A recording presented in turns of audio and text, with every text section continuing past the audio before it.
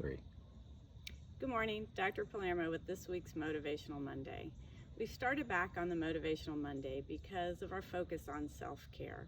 At Thrive, we'd like to call it empowered self-care. So we want you to make your decisions based on clinical research and actual facts instead of just a guessing game.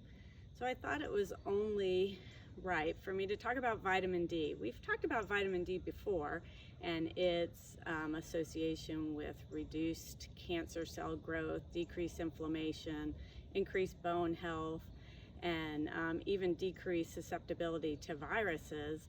But two studies that came out in the last week have really brought attention to the role of vitamin D in our immunity.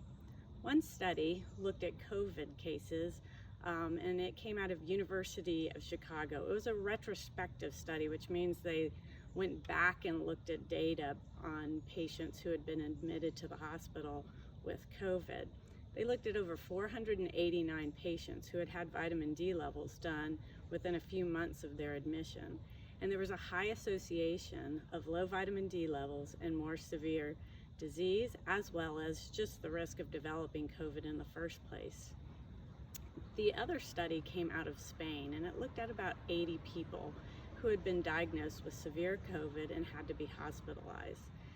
This was a randomized controlled study, which means they took two groups. One group was treated, the other group was not treated. Now, both groups were treated in the traditional treatment for COVID in hospitalized patients.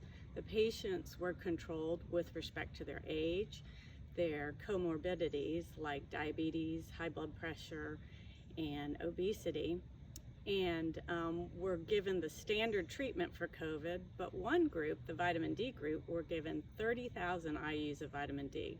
That's a pretty hefty dose, and we wouldn't normally recommend that you take that much, but this was for the treatment study. At the end of the study, they compared the two groups. The control group, the individuals who didn't get vitamin D, had a 50% higher rate of being admitted to the ICU. Now, just getting admitted to the ICU and certainly getting intubated significantly increases your risk of death, so it wasn't surprising that there were more deaths in this group. The vitamin D group had only a 2% admission to the ICU and no deaths. That's pretty statistically significant. Now, it's a small group and they're definitely going to do larger studies, but this is enough evidence to remind us that this is a good time to get our vitamin D levels checked.